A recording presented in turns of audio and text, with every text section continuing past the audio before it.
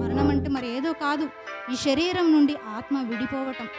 ఈ శరీరం నుండి ఆత్మ వెళ్ళిపోవడాన్నే మరణము అంటున్నామండి. కానీ చాలామందికి మరణం అంటే ఏంటో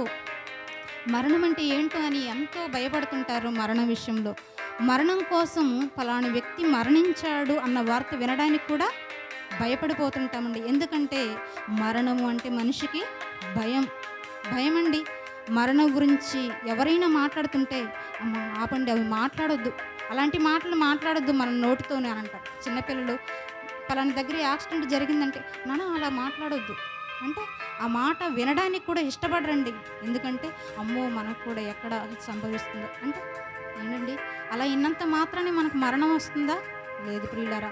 మనం విన్నా వినకపోయినా మరణం అనేది అందరికీ సాధ్యమే కదండి. ఏమంటాడు దేవుడు? మరణం చూడక బ్రతుకు నరుడు ఎవడు అంటాడు. అంటే మరణం చూడక బ్రతుకు నరుడు ఎవడు? ప్రతి ఒక్కరూ. ఎంత గొప్పవాడివైనా, నువ్వు శాస్త్రవేత్తవైనా, మరి నువ్వెంత గనుడివైనా, పేదవాళ్ళైనా, ఎవరైనా సరే ఏదో ఒకరోజు మరణించి వెళ్ళిపోవాలండి. వెళ్ళిపోవలసిందే. మరణానికి కుల, మరి పెద్దవాడు, పేదవాడు, ఇవన్నీ ఏమన్నా భేదం ఉందండి? లేదు. మరణానికి లేదండి. ప్రతి ఒక్కరూ కూడా ఈ సామెత ఉండిద్ది కదా, పుట్టినవాడు గిట్టక మానడు అన్నట్టు ప్రతి ఒక్కరూ మరణించాలన్న విషయం అందరికీ తెలుసండి. అందరికీ తెలుసు.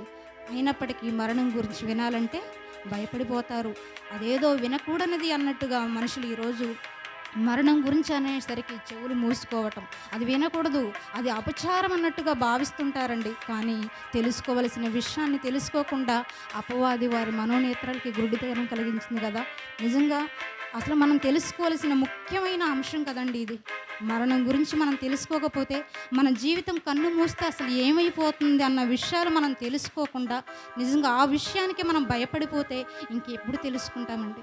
ఎప్పుడు తెలుసుకుంటాం ప్రియులారా? నిజంగా మరణం గురించి, మరణించిన తర్వాత అసలు మనం ఏమైపోతాము, ఎక్కడికి వెళ్ళిపోతాము ఒకసారి మనం ఆలోచిద్దామండి. ఆత్మ జీవింపజేస్తుంది, శరీరం కేవలం నిష్ప్రయోజనం అంటున్నాడు. ఇదిగో కేవలం నిష్ప్రయోజనమా శరీరము? కేవలం నిష్ప్రయోజనమైన ఈ శరీరం కోసమే కదండి ఈరోజు ఆలోచించేది. జీవింపజేసే ఆత్మ గురించి ఎవరు ఆలోచిస్తున్నారండి ఇంతగా? అసలు కారణం ఏంటి? ఈరోజు మనం మాట్లాడగలుగుతున్నాము, మన పనులు చేసుకోగలుగుతున్నాము, ఎక్కడికంటే అక్కడికి వెళ్ళగలుగుతున్నాము, ఉద్యోగాలు చేసుకుంటున్నాము, సంపాదిస్తున్నాము, ఇండ్లు అంటాము, పొలాలు అంటాము, వీటన్నిటిని సంపాదించుకుంటున్నాము. కారణం శరీరం కోసమే ఆలోచిస్తున్నాం తప్ప ఈ శరీరాన్ని నడిపిస్తున్న ఆత్మ కోసం ఎవరు ఆలోచిస్తున్నారండి? ఎవరు ఆలోచిస్తున్నారు ప్రియులారా? ఆత్మ ఎంత పవరు! ఈ ఆత్మ కోసం ఎవరు ఆలోచించేవారు లేరండి. ఈ శరీరాన్ని సైతం నడిపిస్తుందే, మరి ఈ ఆత్మ పరిస్థితి ఏంటి? అసలు చనిపోయిన తర్వాత ఏమైపోతాము, ఎక్కడికి వెళ్ళిపోతాము అని ఆలోచించేవారు లేదండి. కేవలం నిష్ప్రయోజనం, ఏ ప్రయోజనం లేని వ్యర్థమైపోయే శరీరం కోసమే కదా మన తాపత్రయం. ఎంతగా దీనికోసం ఆరాటం అంటే మనిషి లేచిన దగ్గర నుండి మరలా మరి పడకకు చేరేంత వరకు కూడా మనిషి ప్రయాస ఏంటండి? శరీరం కోసమేనండి. కేవలం శరీరం కోసమే పరుగులు తీస్తున్నారు కదండి. లేచిన దగ్గర నుండి ఏ పని చేసుకోవాలా, ఏమి సంపాదించుకోవాలా, ఎలా బ్రతకాలా, మన పిల్లల్ని ఎలా పోషించుకోవాలా, ఇదే కదండి మన ఆలోచన అంతా కూడా. మన ఆలోచన అంతా ఇదేనండి. కేవలం శరీరం కోసమే ఆలోచిస్తున్నాము. దేవుడు అంటున్నాడు కేవలం శరీరము నిష్ప్రయోజనం అండి, నిష్ప్రయోజనం. మరణిస్తే నీ శరీరం నిష్ప్రయోజనం. అది ఎవరికి పనికిరాదా అంటే ఎవ్వరికీ పనికిరాదండి, దేనికి పనికిరాదు. కనుకనే మనం ఏం చేస్తున్నాం? దాన్ని మట్టిలో పూడుస్తున్నాము, అగ్నితో కాలుస్తున్నాం.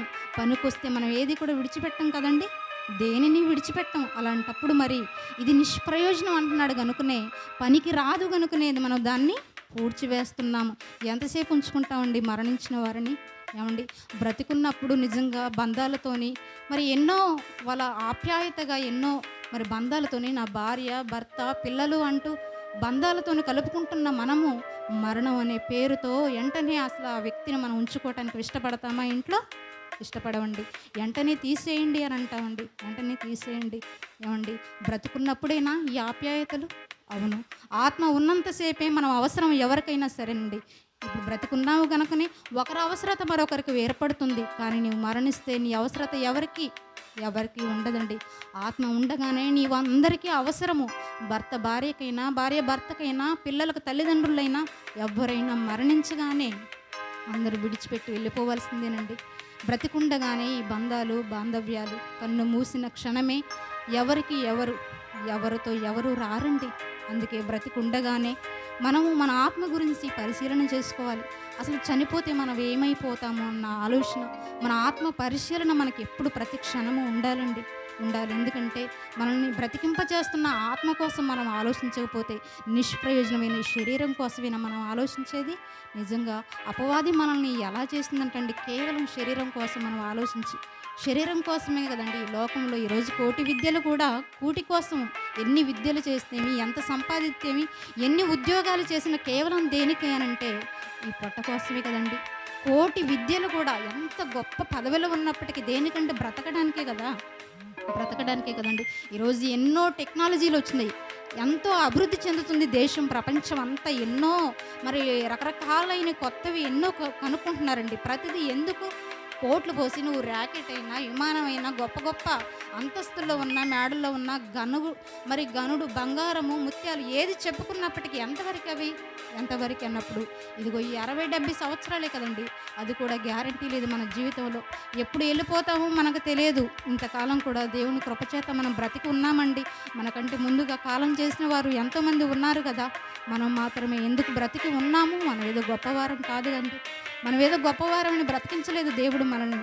మనం పాపులం, అపరాధులం అండి. చనిపోయిన వారే పాపులు. మనం ఏదో నీతిమంతులం కనుక బ్రతికున్నాము అనుకోవటానికి లేదు ప్రియులారా. దేవుడు ఇంకా మనల్ని ఉంచుతున్నాడు అంటే కేవలం ఆయన కృప, మన పట్ల ఆయనకున్న సంకల్పం.